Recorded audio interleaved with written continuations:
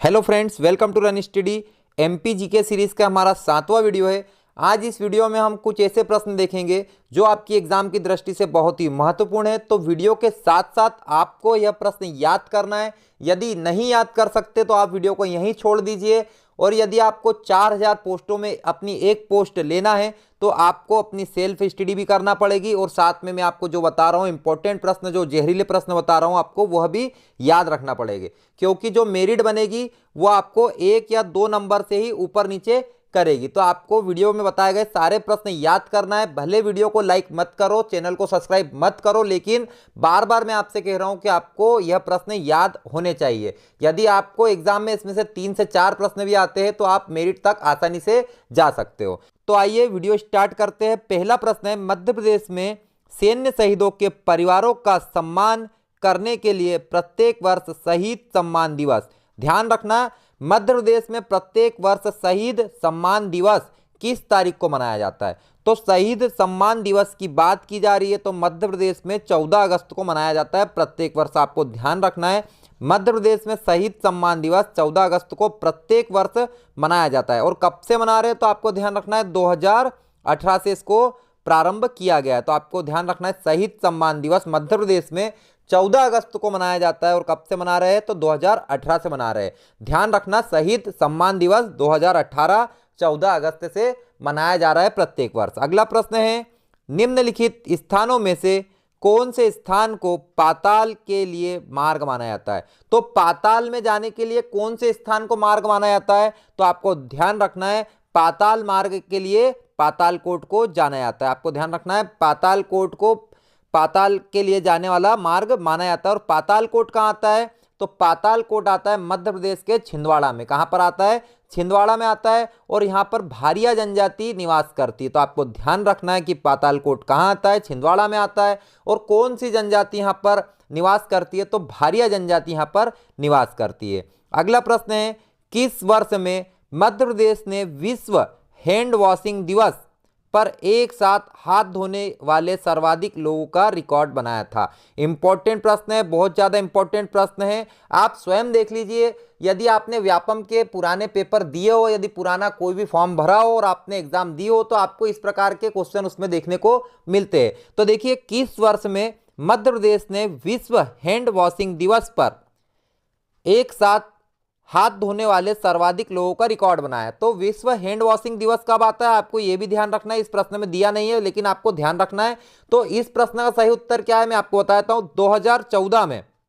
2014 में मध्य प्रदेश ने विश्व हैंड वॉशिंग दिवस पर एक साथ सर्वाधिक लोगों का हाथ धोने का रिकॉर्ड बनाया है। तो कब बनाया है, 2014 में बनाया है। अब आपको ध्यान रखना है, विश्व हैंड वॉशिंग दिवस कब आता है तो आता है 15 अक्टूबर को। कब आता है, 15 अक्टूबर को मनाया जाता है विश्व हैंड वॉशिंग दिवस। तो आपको ध्यान रखना है, 15 अक्टूबर 2014 में मध्य प्रदेश ने एक इतना बड़ा रिकॉर्ड बनाया है कि ये विश्व रिकॉर्ड बन गया है। किस क्षेत्र में विश्व रिकॉर्ड बना है तो हैंड वॉशिंग दिवस में सबसे ज्यादा लोगों ने यहां पर हाथ धोए थे। इसका रिकॉर्ड मध्य प्रदेश ने बनाया। कब बनाया, 15 अक्टूबर 2014 में। तो आपको ध्यान रखना है, विश्व हैंड वॉशिंग दिवस यदि पेपर में पूछा जाए तो आपको ध्यान रखना है 15 अक्टूबर को मनाया जाता है। ठीक है। और मध्य प्रदेश ने इसमें रिकॉर्ड कब बनाया था तो 2014 में बहुत सारे लोगों का हाथ धोने का विश्व रिकॉर्ड बनाया था। अगला प्रश्न है यहां पर हमारा, मध्य प्रदेश के किस जिले में फड़के स्टूडियो स्थित है।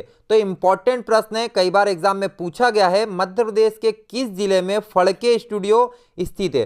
तो मध्य प्रदेश के धार जिले में फड़के स्टूडियो है। कहां पर है, धार जिले में फड़के स्टूडियो है। और धार जिला कहां आता है तो धार जिला मध्य प्रदेश के पश्चिम में आता है। और आपको ध्यान रखना है कि जो धार जिला है यह इंदौर संभाग के अंतर्गत आता है। कहां आता है, इंदौर संभाग के अंतर्गत आता है धार जिला। और फड़के स्टूडियो कहां है तो ये धार जिले में। अब आपको धार के बारे में थोड़ी सी जानकारी मैं दे देता हूं। धार जिले में आता है पीथमपुर। क्या आता है, पीथमपुर। तो पीथमपुर कहां आएगा, धार में आएगा। इंदौर के पास है लेकिन जिला धार लगता है। तो आपको ध्यान रखना है, पीथमपुर इंदौर के जरूर पास है लेकिन पीथमपुर का जिला क्या लगेगा, धार लगेगा। और पीथमपुर को बोलते हैं भारत का डेट्रायट। क्या बोलते हैं, भारत का डेट्रायट बोलते हैं। ठीक है। अब आपको दूसरी चीज धार के बारे में ध्यान रखना है, बाघ की गुफाएं। बाघ की गुफाएं कहां पर है तो यह भी धार में है। तो बाघ की गुफाएं कहां पर है, धार में है। और आपको एक और चीज ध्यान रखना है कि जो मांडू है, जिसको सिटी ऑफ जॉय बोलते हैं, क्या बोलते हैं? सिटी ऑफ जॉय बोलते हैं। किसको बोलते हैं? मांडू को बोलते हैं। तो मांडू भी धार जिले के अंतर्गत आता है। तो आपको ध्यान रखना है कि मांडू कहां आता है? धार जिले में आता है। मांडू को क्या बोलते हैं? तो सिटी ऑफ जॉय बोलते हैं। आपको ये ध्यान रखना है। अब आपको एक और चीज ध्यान रखना है कि जो माही नदी है, जो कर्क रेखा को 2 बार काटती है, कौन सी नदी? माही नदी। माही नदी क्या करती है? कर्क रेखा को 2 बार काटती है। कौन? माही नदी। तो माही नदी भी धार से निकलती है। अब धार में कहां से निकलती है? तो सरदारपुर से निकलती है। आपको ध्यान रखना है, सरदारपुर अभ्यारण्य भी धार में है। और सरदारपुर से कौन सी नदी निकलती है? माही नदी निकलती है। तो आपको धार के बारे में इतनी चीजें याद रखना है कि माही नदी सरदारपुर धार से निकलती है। सरदारपुर अभ्यारण्य भी कहां है? धार में है।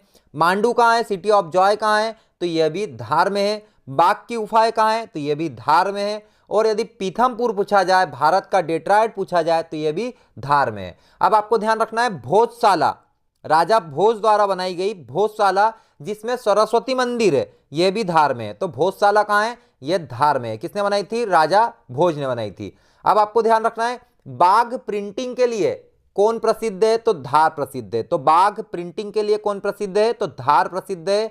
और इसमें आपको एक और चीज ध्यान रखना है, डायनासोर राष्ट्रीय उद्यान, डायनासोर राष्ट्रीय उद्यान भी धार जिले में स्थित है। कौन सा राष्ट्रीय उद्यान? डायनासोर राष्ट्रीय उद्यान भी धार जिले में स्थित है। आपको एक और इंपॉर्टेंट चीज, मोस्ट इंपॉर्टेंट चीज धार जिले के बारे में आपको ध्यान रखना है कि ज्ञान दूत परियोजना, कौन सी परियोजना? ज्ञान दूत परियोजना भी धार में चल रही है। तो ज्ञान दूत परियोजना कहां पर है? तो यह धार में। तो आपको ध्यान रखना है कि ज्ञान दूत परियोजना कहां पर है? धार में है। और राजा बख्तावर का स्मारक, राजा बख्तावर का स्मारक भी धार में है। तो धार के बारे में आपको इतनी चीजें याद करना है। वीडियो को एक बार आप रिपीट कर सकते हैं यदि आपको डबल से इसको सुन के याद करना है। तो वैसे मैंने 2 से 3 बार बोला है, आपको याद हो गया होगा। अब अगले प्रश्न की ओर बढ़ते हैं हम लोग। मध्य प्रदेश में किस दिनांक को विकास दिवस आयोजित किया गया था? तो देखिए, विकास दिवस मध्य प्रदेश में किस दिनांक को बनाया गया था? तो इंपॉर्टेंट प्रश्न है। इस प्रकार के प्रश्न आपको एक ना एक सेट में जरूर देखने को मिलेंगे, तो इसको ध्यान रखना है। मध्य प्रदेश में किस दिनांक को विकास दिवस आयोजित किया गया था? तो 6 अप्रैल 2013। तारीख भी याद रखना है, 6 अप्रैल। कितना अप्रैल? 6 अप्रैल 2013 में विकास दिवस मनाया गया था मध्य प्रदेश में। क्या दिवस मनाया गया था? विकास दिवस मनाया गया था। कब मनाया गया था? 6 अप्रैल 2013 को। कब मनाया गया था? 6 अप्रैल 2013 को मध्य प्रदेश में विकास दिवस मनाया गया था। कौन सा दिवस? विकास दिवस 6 अप्रैल 2013 को मध्य प्रदेश में मनाया गया था। अब देखेंगे अगला प्रश्न, मध्य प्रदेश की सबसे ऊंची आवासीय इमारत कौन सी है? तो देखिए, सबसे ऊंची बिल्डिंग, सबसे ऊंची आवासीय इमारत का नाम क्या है? तो इसका नाम है पिनेकल ड्रीम्स। क्या नाम है? Pinnacle dreams. तो आपको ध्यान रखना है, मध्य प्रदेश की सबसे ऊंची आवासीय इमारत कौन सी है? तो इसका नाम है पिनेकल ड्रीम्स। तो आपको यदि पेपर में पूछा जाए तो आपको बताना है सबसे ऊंची आवासीय इमारत का नाम पिनेकल ड्रीम्स है। अगला प्रश्न है, मानव विकास रिपोर्ट जारी करने वाला भारत का पहला राज्य कौन सा है? तो ऐसा राज्य भारत का पहला जिसने मानव विकास रिपोर्ट जारी करी है, तो इसका नाम है मध्य प्रदेश। हमारे मध्य प्रदेश ने ही सबसे पहले मानव विकास रिपोर्ट को जारी की थी भारत में। तो आपको ध्यान रखना है कि भारत का ऐसा राज्य जिसने मानव विकास रिपोर्ट सबसे पहले जारी की थी, उसका नाम है मध्य प्रदेश। और आपको ध्यान रखना है कि भारत का ऐसा जिला जिसने जिला स्तर पर मानव विकास रिपोर्ट जारी की थी। किस स्तर पे की थी? जिला स्तर पर मानव विकास रिपोर्ट जारी करने वाला देश का पहला जिला था राजगढ़। कौन सा जिला था? राजगढ़ ने जिला स्तर पर मानव विकास रिपोर्ट को जारी की थी। और राजगढ़ कौन से संभाग में आता है? तो राजगढ़ आता है भोपाल संभाग में। तो आपको ध्यान रखना है, आपको हर मैं वीडियो में बता रहा हूं, एक जिला यदि मैं आपको बताता हूं तो उसका संभाग भी आपको मैं जोड़ के बता देता हूं। तो राजगढ़ भोपाल संभाग में आता है। और राजगढ़ में एक व्यावरा है। क्या है? व्यावरा एक स्थान है जिसको मध्य प्रदेश के राष्ट्रीय राजमार्गों का चौराहा कहा जाता है, व्यावरा को। तो आपको ध्यान रखना है, व्यावरा को क्या कहा जाता है? मध्य प्रदेश में राष्ट्रीय राजमार्गों का चौराहा कहा जाता है व्यावरा को, जो कि राजगढ़ में स्थित है। अगला प्रश्न है, मध्य प्रदेश में संचालित स्वच्छता संग्राम अभियान, आपको ध्यान रखना है, इंपॉर्टेंट प्रश्न है। मध्य प्रदेश में संचालित स्वच्छता संग्राम अभियान का उद्देश्य क्या है? तो स्वच्छता संग्राम अभियान का उद्देश्य है संपूर्ण इंदौर जिले को खुले शौच से मुक्त करना। आपको ध्यान रखना है, स्वच्छता संग्राम अभियान मध्य प्रदेश के इंदौर जिले को खुले शौच से मुक्त करने के लिए चलाया जा रहा है। कौन सा? तो आपको ध्यान रखना है, स्वच्छता संग्राम अभियान मध्य प्रदेश के इंदौर जिले को खुले शौच से मुक्त करने के लिए चलाया जा रहा है, इसका यही उद्देश्य है। अगला प्रश्न है, मध्य प्रदेश में सर्वप्रथम राज्य वेतन आयोग का गठन कब किया गया? तो जिसने व्यापम के पहले पेपर दिए हुए हैं वो स्वयं समझ सकता है कि यह प्रश्न उसके लिए कितना महत्वपूर्ण है। तो मध्य प्रदेश में सर्वप्रथम राज्य वेतन आयोग का गठन वर्ष 2008 में किया गया था। इसको दिमाग में छाप लेना, क्योंकि एग्जाम में कहीं ना कहीं आपको रिपीट होता हुआ नजर आएगा। तो राज्य वेतन आयोग किसका? अपने मध्य प्रदेश का राज्य वेतन आयोग 2008 में गठित किया गया था। तो मध्य प्रदेश का राज्य वेतन आयोग कब गठित किया गया था? तो ये 2008 में गठित किया गया था। इसको अभी दिमाग में घुसा देना कि राज्य वेतन आयोग 2008 में गठित किया गया था। अगला प्रश्न है, मध्य प्रदेश में मसाला पार्क कहाँ है? तो मसाला पार्क इंपॉर्टेंट प्रश्न है, कई बार एग्जाम में पूछा गया है। तो मध्य प्रदेश में मसाला पार्क हमारे छिंदवाड़ा में है। कहां पर है? मध्य प्रदेश के छिंदवाड़ा में है। क्या है? मसाला पार्क है। तो मध्य प्रदेश में मसाला पार्क कहाँ है? तो मध्य प्रदेश में मसाला पार्क छिंदवाड़ा में। अब छिंदवाड़ा में है तो छिंदवाड़ा में कम से कम 1 से 2 प्रश्न तो हमको देखना ही पड़ेंगे। तो पाढुरना में गोटमार का मेला लगता है। कौन सा मेला लगता है? गोटमार का मेला छिंदवाड़ा में लगता है। कौन सा मेला? गोटमार का मेला छिंदवाड़ा के पाढुरना में लगता है। आपको ध्यान रखना है, छिंदवाड़ा के पाढुरना में गोटमार का मेला लगता है, और जो कि जाम नदी के तट पे लगता है। कौन सी नदी? जाम नदी। यदि आपसे पूछा जाए एग्जाम में कि भाई जाम नदी कौन से जिले में है, तो आपको बताना है जाम नदी छिंदवाड़ा जिले में। कौन से जिले में? छिंदवाड़ा जिले में जाम नदी है। क्योंकि इस प्रकार की जो नदियां है, एग्जाम में पिछली जो भर्ती आई थी उसके पेपर में इस प्रकार की छोटी छोटी नदियां पूछी गई थी। आप खुद पेपर यदि सेट लगा रहे होंगे तो आपको इस प्रकार की नदियां वहां पर दिखाई दे रही होगी। तो देखिए जाम नदी कहां पर है? तो जाम नदी छिंदवाड़ा जिले में है, और गोटमार का मेला जाम नदी के तट पर लगता है। अगला प्रश्न है, 10वां विश्व हिंदी सम्मेलन किस विषयों के साथ भोपाल मध्य प्रदेश में शुरू हुआ था? इंपॉर्टेंट प्रश्न है, एग्जाम में पूछा जा सकता है। तो आपको ध्यान रखना है, 10वां विश्व हिंदी सम्मेलन। कौन सा? 10वां। इंपॉर्टेंट है, ध्यान रखना। 10वां विश्व हिंदी सम्मेलन कहां हुआ था? तो ये हमारे मध्य प्रदेश में हुआ था। कौन से नंबर का हुआ था? 10वें नंबर का हुआ था। यदि आपको पेपर में पूछता है कि विश्व हिंदी सम्मेलन जो मध्य प्रदेश में हुआ था वो कौन से नंबर का था, तो आपको बताना है 10वें नंबर का था। कौन से नंबर का था? 10वें नंबर का था। तो विश्व हिंदी सम्मेलन जो 10वें नंबर का था मध्य प्रदेश के भोपाल में आयोजित हुआ था। तो उसका विषय क्या था? तो उसका विषय था हिंदी जगत विस्तार और संभावनाएं। तो हिंदी जगत का विस्तार और संभावनाएं उसका क्या था? विषय था। तो हिंदी जगत विस्तार और संभावनाएं। तो आपको ध्यान रखना है कि जो हमारे भारत में राष्ट्रीय हिंदी दिवस 14 सितंबर को मनाया जाता है। कब मनाया जाता है? 14 सितंबर को मनाया जाता है। क्योंकि यह प्रश्न एग्जाम में पूछा जाता है कि राष्ट्रीय हिंदी दिवस कब मनाया जाता है?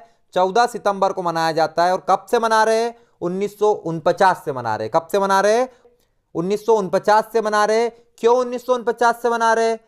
तो 1949 में 14 सितंबर के दिन हमने हिंदी भाषा को राष्ट्रीय भाषा के रूप में अपनाया था। तो आपको ध्यान रखना है, 14 सितंबर 1949 को हिंदी भाषा को संविधान में राष्ट्रीय भाषा के रूप में अपनाया गया था। इसीलिए 14 सितंबर को राष्ट्रीय हिंदी दिवस के रूप में प्रत्येक वर्ष मनाया जाता है। अब आपको ध्यान रखना है, मैं यहाँ पर बार बार राष्ट्रीय बोल रहा हूं, तो विश्व हिंदी दिवस भी कहीं ना कहीं आता होगा। तो विश्व हिंदी दिवस 10 जनवरी को आता है। कब आता है? 10 जनवरी को आता है विश्व हिंदी दिवस। तो आपको ध्यान रखना है, विश्व हिंदी दिवस कब आता है?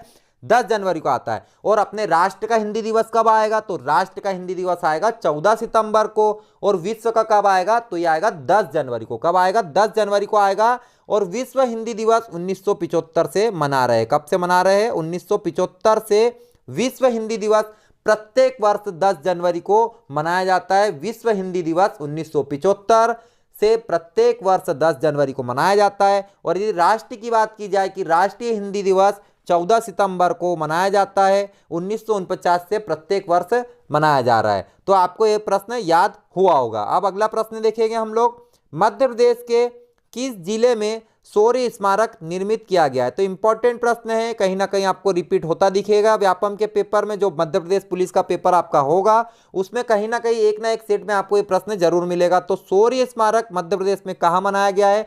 तो शौर्य स्मारक मध्य प्रदेश के भोपाल में मनाया गया है। कहाँ मनाया गया है शौर्य स्मारक? मध्य प्रदेश के भोपाल में मनाया गया है शौर्य स्मारक।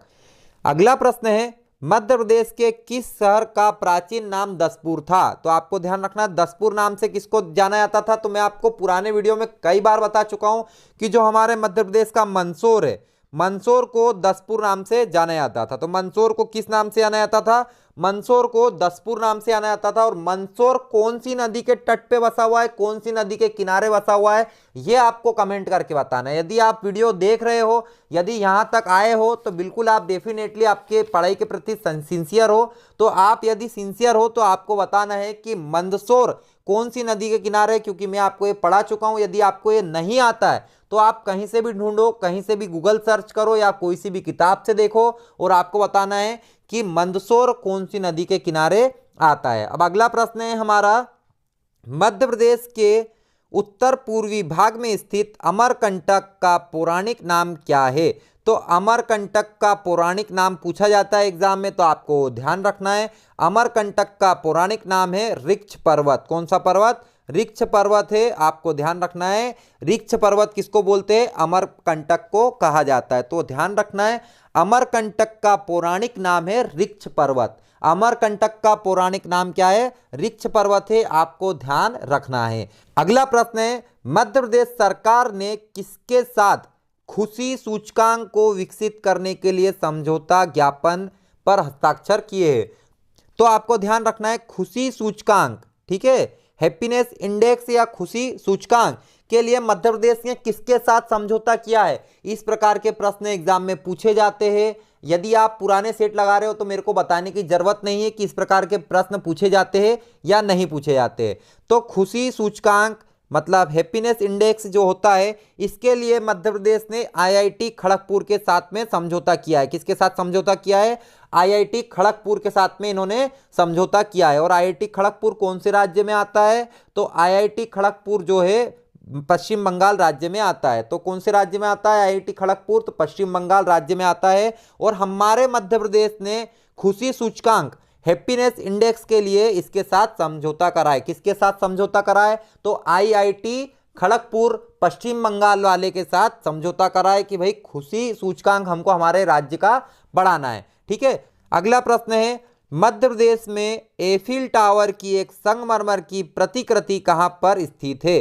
तो आपको ध्यान रखना है कि संगमरमर की एक प्रतिकृति जो है, ये छोटा संगमरमर का जो एफिल टावर है, ये कहां पर मध्य प्रदेश में रखा गया है। तो आपको ध्यान रखना है कि संगमरमर का आपको जो एफिल टावर है वो कहां देखने को मिलेगा। तो मध्य प्रदेश के इंदौर शहर के आकाशवाणी परिसर में आपको ये देखने को मिलेगा। तो इंदौर शहर के जब आप आकाशवाणी परिसर में जाओगे तो वहां पर आपको एक छोटा एफिल टावर दिखेगा। और किसका? संगमरमर का एफिल टावर दिखेगा। तो आपको ध्यान रखना है कि इंदौर के आकाशवाणी परिसर में एफिल टावर आपको देखने को मिलेगा। किसका देखने को मिलेगा? तो ये संगमरमर का देखने को मिलेगा। तो एफिल टावर की एक प्रतिकृति आपको कहां देखने को मिलेगी? तो इंदौर के आकाशवाणी परिसर में आपको ये देखने को मिलेगी। अगला प्रश्न है, मध्य प्रदेश के किस जिले में जनजातीय स्वास्थ्य के लिए समर्पित Indian council of medical research की क्षेत्रीय शाखा RMRC, आपको ध्यान रहा है, RMRC स्थित है। तो देखिए, जनजातीय स्वास्थ्य के लिए, किसके स्वास्थ्य के लिए? जनजातीय स्वास्थ्य के लिए समर्पित Indian council of medical research, Indian council of medical research की एक क्षेत्रीय शाखा RMRC स्थित है मध्य प्रदेश में। कहां पर? तो आपको बताना है कि RMRC मध्य प्रदेश के जबलपुर में स्थित है। तो किसके लिए? मध्य प्रदेश में जनजातीय स्वास्थ्य के लिए Indian council of medical research की एक क्षेत्रीय शाखा जिसका नाम है RMRC यह मध्य प्रदेश में कहां पर है? तो यह मध्य प्रदेश के जबलपुर में। आपको यह प्रश्न ध्यान रखना है, यदि एग्जाम में आए तो इसका उत्तर गलत नहीं देना है। जनजातीय स्वास्थ्य के लिए RMRC कहां पर है? तो जबलपुर में है। अगला प्रश्न है, मध्य प्रदेश सरकार ने राज्य वृक्ष के रूप में बरगद के पेड़ को कब घोषित किया? तो इंपॉर्टेंट प्रश्न है, आपको कहीं ना कहीं टकराया होगा। यदि आप कहीं ना कहीं अपनी सेल्फ तैयारी भी कर रहे हो तो आपको यह प्रश्न कहीं ना कहीं पढ़ने को आया होगा। यदि नहीं पढ़ने को आया है तो यहां पर देख लीजिए, क्योंकि यह प्रश्न एग्जाम में पूछा जाता है। मध्य प्रदेश सरकार ने राज्य वृक्ष के रूप में बरगद के पेड़ को कब घोषित किया? तो 1981 वर्ष 1981 में मध्य प्रदेश सरकार ने बरगद के पेड़ को बोल दिया कि हमारा आसीय राजकीय वृक्ष है। तो मध्य प्रदेश का राजकीय वृक्ष कौन सा है? तो बरगद का पेड़ है। कौन सा पेड़ है? बरगद का पेड़ है। और इसको कब घोषित किया गया? तो इसको घोषित किया था 1981 में। तो बरगद के पेड़ को राजकीय वृक्ष कब घोषित किया गया हमारे मध्य प्रदेश ने? तो 1981 में हमारे मध्य प्रदेश ने बरगद के पेड़ को राजकीय वृक्ष घोषित किया था 1981 में। अगला प्रश्न है, देश का पहला और दुनिया का चौथा, देश का पहला, यहां पर देश की बात आ रही, देश का पहला मतलब क्वेश्चन बहुत ज्यादा मोस्ट इंपॉर्टेंट है। तो देश का पहला और दुनिया का चौथा डेटा सेंटर पार्क, कौन सा पार्क? डेटा सेंटर पार्क कहां स्थापित किया जाना प्रस्तावित है? तो इंपॉर्टेंट प्रश्न है, देश का पहला और दुनिया का चौथा डेटा सेंटर पार्क कहां स्थापित किया जाना प्रस्तावित है? तो मध्य प्रदेश में ही स्थापित किया जाएगा। अब इतनी भारी चीज यदि मध्य प्रदेश में स्थापित हो रही है, जो दुनिया की चौथी नंबर की है और देश की पहली नंबर की है, तो उसके बारे में जानकारी अपने को होना चाहिए। नहीं होगी यदि तो फिर कोई मतलब नहीं पढ़ने से। तो देश का पहला, दुनिया का चौथा data centre park Madhya Pradesh के इंदौर में स्थापित किया जाना प्रस्तावित है। ठीक है, तो डेटा सेंटर पार्क कहां पर बनाया जाएगा? विश्व का चौथा, देश का पहला, तो हमारे इंदौर शहर में बनाया जाएगा। कहां बनाया जाएगा? इंदौर शहर में बनाया जाएगा। आपको ध्यान रखना है कि डेटा सेंटर पार्क कहां बनाया जाएगा? इंदौर शहर में बनाया जाएगा। अगला प्रश्न है, मध्य प्रदेश के किस जिले में प्लास्टिक पार्क निर्माणाधीन है? तो प्लास्टिक पार्क मध्य प्रदेश के किस जिले में बन रहा है? तो भैया बहुत पहले से बन रहा है, मतलब 2016 से तो बनना चालू हो गया था। तो यह प्रश्न लगातार एग्जाम में रिपीट हो रहा है। तो आपको ध्यान रखना है कि प्लास्टिक पार्क की यदि बात कर रहे हैं कि मध्य प्रदेश में किस जिले में प्लास्टिक पार्क है, कहां पर बन रहा है, तो आपको बताना है टमोट रायसेन में। कहां बन रहा है? तो टमोट रायसेन में यह बन रहा है प्लास्टिक पार्क। तो आपको ध्यान रखना है रायसेन में कहां पर? टमोट में बन रहा है प्लास्टिक पार्क। आपको ध्यान रखना है रातापानी अभ्यारण्य, रातापानी अभ्यारण्य मध्य प्रदेश के रायसेन जिले में है। कहां पर है? रायसेन जिले में है। कौन सा अभ्यारण्य? रातापानी अभ्यारण्य। रातापानी अभ्यारण्य मध्य प्रदेश के रायसेन में देखने को मिलेगा। मंडीदीप, मंडीदीप भी आपको रायसेन में देखने को मिलेगा। तो मंडीदीप कहां आता है? रायसेन में आता है। इंपॉर्टेंट है, मंडीदीप से प्रश्न पूछे जाते हैं। ऑप्टिकल फाइबर का कारखाना मंडीदीप में है। ऑप्टिकल फाइबर, जिसको हिंदी में प्रकाशीय तंतु बोलते हैं, तो मंडीदीप में इसका कारखाना है। ठीक है, अब आपको एक और मोस्ट इंपॉर्टेंट चीज बता रहा हूं, क्योंकि आप यदि यहां तक आए हैं और जो वीडियो को पहले छोड़ के चले गए तो उसमें और आप में फर्क होना चाहिए। तो आपको मैं यहां पे बता रहा हूं, गोपालपुर बोल के देखो, गोपालपुर, गोपालपुर कहां आता है? रायसेन में आता है। गोपालपुर कहां आता है? रायसेन में आता है गोपालपुर। और गोपालपुर मैं आपको क्यों करवा रहा हूं? तो आपको ध्यान रखना है कि प्रदेश का पहला तितली घर गोपालपुर रायसेन में है। ठीक है, तो प्रदेश का, मध्य प्रदेश का पहला तितली घर कहां पर है? तो गोपालपुर रायसेन में है मध्य प्रदेश का पहला तितली घर। तो आपको यह याद रखना है कि गोपालपुर रायसेन यहां पर मध्य प्रदेश का पहला तितली घर है। अगला प्रश्न है, मध्य प्रदेश में पुरुषों के लिए पारंपरिक पोशाक कौन सी है? तो मध्य प्रदेश में पुरुषों के लिए पारंपरिक पोशाक कौन सी है? तो धोती मध्य प्रदेश के पुरुषों की पारंपरिक पोशाक है, जो कि आजकल बहुत कम मात्रा में आपको देखने को मिलेगी धोती पहने हुए व्यक्ति। ठीक है, तो मध्य प्रदेश में पुरुषों के लिए जो पारंपरिक पोशाक है उसका नाम क्या है? धोती है। ठीक है, मध्य प्रदेश में धोती पुरुषों के लिए पारंपरिक पोशाक है। अगला प्रश्न है, मध्य प्रदेश के निम्न शहरों में से कौन से शहर को मीट लवर्स पैराडाइज कहा जाता है? ध्यान रखना है, मीट लवर्स पैराडाइज कौन से शहर को कहा जाता है? इंपॉर्टेंट प्रश्न है। तो मीट लवर्स पैराडाइज हमारे भोपाल शहर को कहा जाता है मध्य प्रदेश में। तो भोपाल शहर को क्या कहा जाता है? Meat lovers paradise. इंपॉर्टेंट है, मीट लवर्स पैराडाइज कभी पेपर में पूछा जाए तो आपको बताना है भोपाल को कहा जाता है। आपको बिना ऑप्शन के बताना है कि भोपाल को मीट लवर पैराडाइज कहा जाता है। अगला प्रश्न है, मध्य प्रदेश में आईटीसी के द्वारा स्थापित ग्रामीण माल्स चेन का क्या नाम है? इंपॉर्टेंट है, आईटीसी ने मध्य प्रदेश में स्थापित किया है ग्रामीण माल्स चेन। कौन क्या स्थापित किया है? ग्रामीण माल्स चेन किसने स्थापित किया है? आईटीसी ने। ठीक है, आईटीसी ने यहां पर मध्य प्रदेश में ग्रामीण माल्स चेन को स्थापित किया है। तो उसका नाम क्या है? इंपॉर्टेंट है, उसका नाम है चौपाल सागर। तो आपको ध्यान रखना है मध्य प्रदेश में जो आईटीसी ने ग्रामीण माल्स चेन स्थापित किया है उसका नाम है चौपाल सागर। क्या नाम है? चौपाल सागर है। किसका नाम है? ग्रामीण माल्स चेन का नाम क्या है मध्य प्रदेश में? चौपाल सागर। ग्रामीण माल्स चेन का नाम क्या है? चौपाल सागर।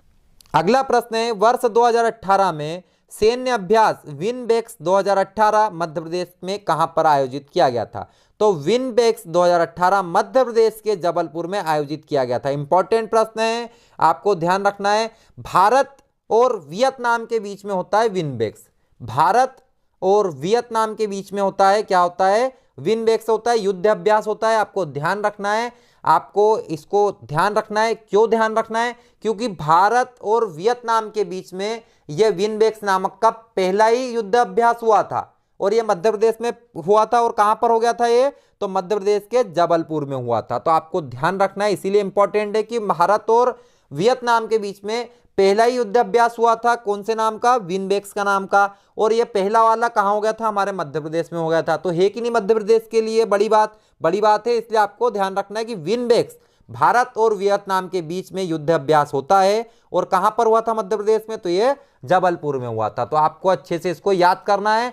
अब आपको ध्यान रखना है कि मदन महल भी हमारे जबलपुर में। मदन महल कहां है? जबलपुर में है। और पिसनहारी, कौन सी? पिसनहारी की मड़िया।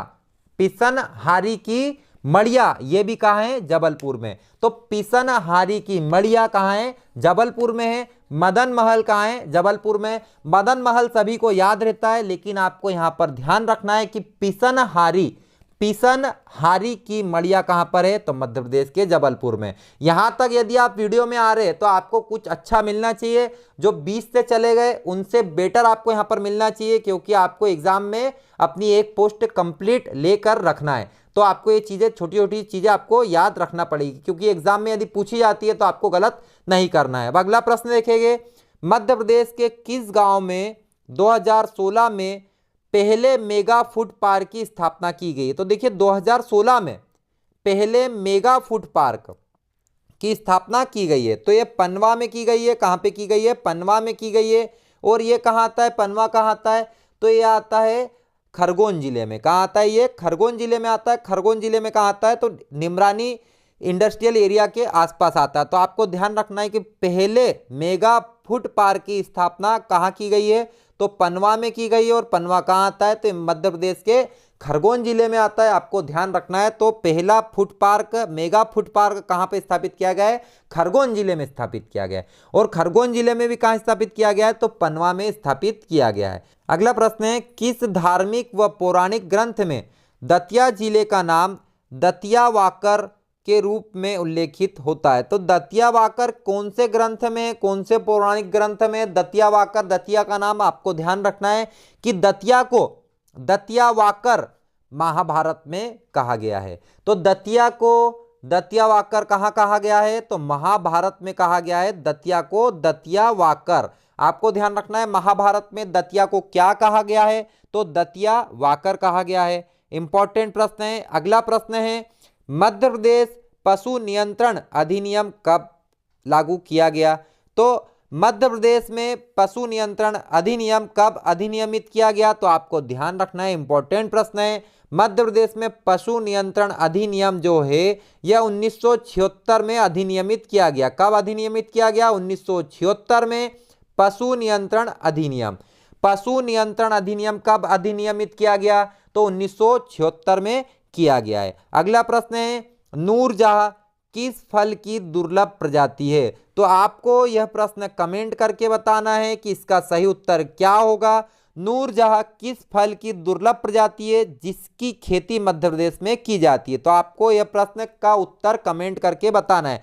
यदि आप यहां तक आए हैं और आपने कुछ एक्स्ट्रा जानकारी यहां से वीडियो से ली है तो आपका भी एक दायित्व बनता है कि आपको इस प्रश्न का उत्तर कमेंट में बताना होगा। तो नूरजहां नाम के किस दुर्लभ प्रजाति, किस फल की दुर्लभ प्रजाति मध्य प्रदेश में पाई जाती है जिसकी मध्य प्रदेश में खेती की जाती है? तो नूरजहां क्या है आपको कमेंट करके बताना है। अगला प्रश्न है, मध्य प्रदेश के किस जिले में Narmada herbal park, Narmada herbal park कहां पर स्थापित किया गया है? तो नर्मदा हर्बल पार्क मध्य प्रदेश के होशंगाबाद में स्थापित किया गया है। तो नर्मदा हर्बल पार्क मध्य प्रदेश में कहां स्थापित किया है? मध्य प्रदेश के होशंगाबाद में स्थापित किया गया है। तो आज के वीडियो में इतने ही प्रश्न। यदि आपको लगा है कि वीडियो आपके काम का है, वीडियो दमदार था, आपको एग्जाम में इसमें से कुछ प्रश्न आ सकते हैं, तो आपको वीडियो को लाइक करना है, अपने दोस्तों के साथ शेयर करना है। यदि चैनल पर आप पहली बार हो तो चैनल को आपको सब्सक्राइब करना है। आपको हर प्रकार के वीडियो इस चैनल पर मिलते रहते हैं। तो आप सभी का वीडियो देखने के लिए धन्यवाद। जय हिंद।